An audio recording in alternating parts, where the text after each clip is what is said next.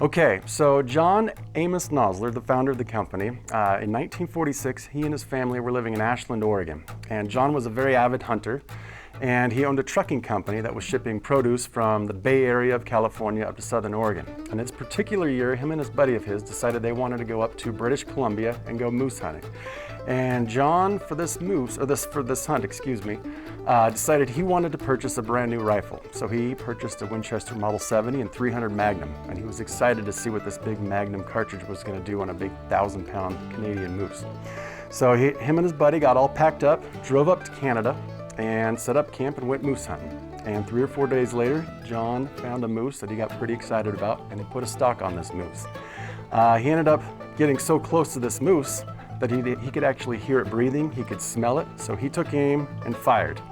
The moose did not go down as he was expecting. In fact, John had to shoot this moose about 6 or 7 times before he got it down. Pretty disappointed with the bullet performance in this 300 Magnum, but John decided, or he finally figured out, that the bullets were traveling too fast to adequately hold together and penetrate through that mud-caked hide of the moose. So he decided he would design a better bullet, which was the Nosler Partition. And in 1948, John Nosler started the Nosler Partition Company in Ashland, Oregon. Hey there. So kind of wanted to point out a lot of these machines are from the World War II era. In fact, when we got this press several years ago, it came with a badge on it that said Property of U.S. Government 1942.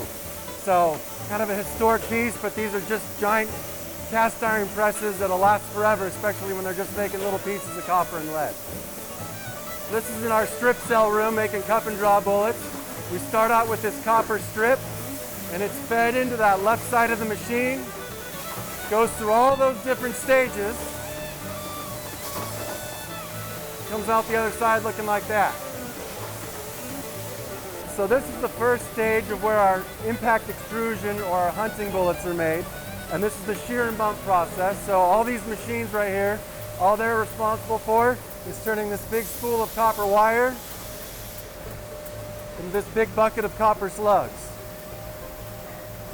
So this aisle that we're in here, all these machines are making copper jackets. So for our hunting bullets, it could be our ballistic tip line, partition line, Actibon line, all depending on what the production schedule calls for. So this particular machine, you have a slug too.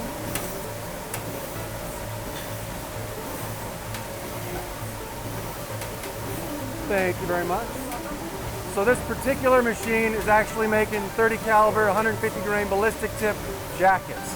So it's taking this copper slug right here, and it's transforming it into that jacket right there. So this is the finish press, or the final press for that 30 caliber, 150 grain ballistic tip.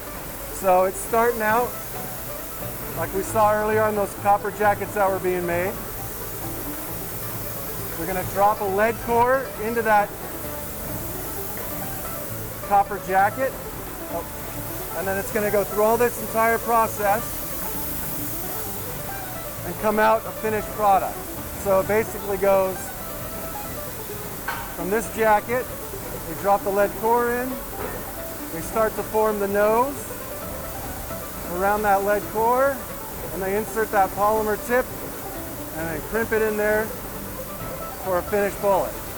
So we went all the way from shear and bump machine to the impact extrusion press to the trimming machines to the finish press. So these take quite a bit longer to make, but we feel it's definitely worth it for a higher quality hunting projectile.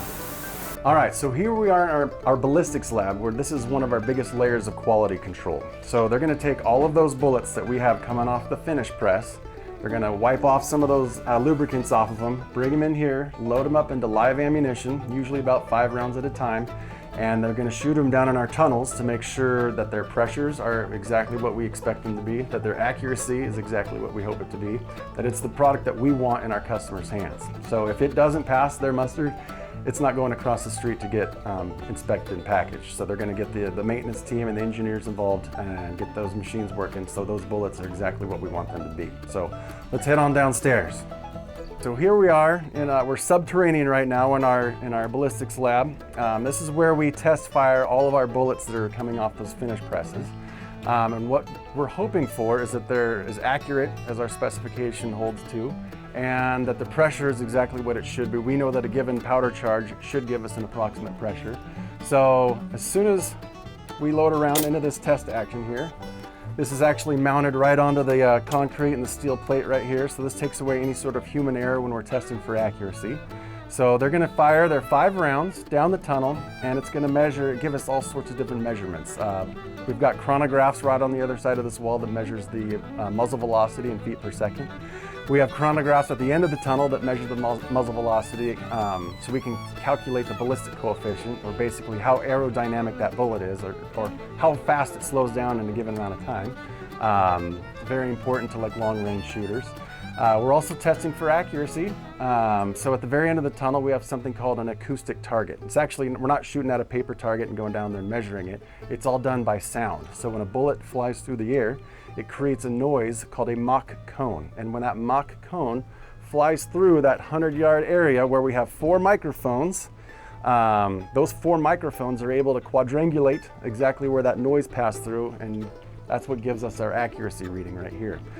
We also have I don't see it on this one, but typically it's called a strain gauge. It is placed on the chamber here, and it measures the expansion of the chamber as the round is being fired. Everything from the primer going off all the way to the bullet leaving the barrel, and that'll give us a pressure reading. So we know if it's going to be, we're hoping for 50,000 PSI on a certain cartridge, and we're seeing 60,000 PSI. Something's wrong. We're going to throw up the red flag, get the maintenance staff involved, and get these bullets back in specification. But after these 5 rounds and our pressures are looking good, our accuracy is looking good, this is exactly what we want in our customers' hands. These guys are going to green light it to go across the street to get cleaned, inspected, packaged, and eventually shipped out to the end user. So every single bullet that we manufacture gets visually inspected. And this is the visual inspection process right here. So you can see this belt is bringing the bullets, and this bar is actually at an angle, so it spins the bullets as it's moving down the belt. And that bright light right there is shining down. So if there's any abnormality in that jacket, if there's a cosmetic blemish in that jacket or maybe a lamination, that light is going to pick it up, and then it's going to be separated into either a cosmetic blemish, which is a bullet that is going to perform just like a first is going to perform. It's just not pretty enough somehow. Or if it's going to be a bullet that we need to throw away, that is, there's something really structurally wrong with that bullet, and those are going to be destroyed so they can never be shot. But as you can see, the vast majority of the bullets make it fine all the way down the inspection table before they're ready for packaging. So this is one of our ammunition packaging stations. So you can kind of see it goes down the line. They're also doing an inspection process, making sure the primers are there, the bullets are the right side up, the brass doesn't have any dents in it, and then it gets packaged.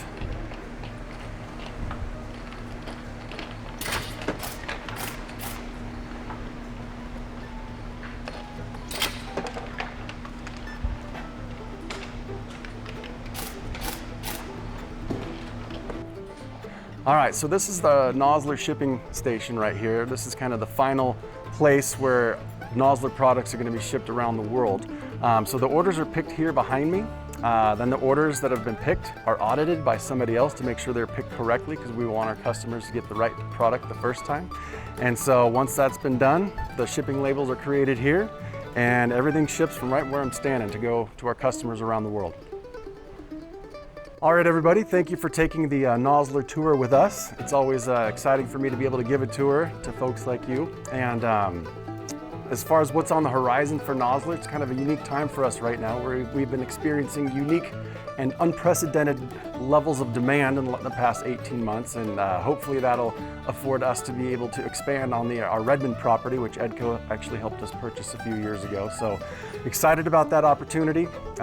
If you have any friends or family that are looking for employment, please send them our way. We have several positions that need to be filled. We're trying to make as much as we can, as fast as we can for our customers. So we appreciate it. Thank you, everybody.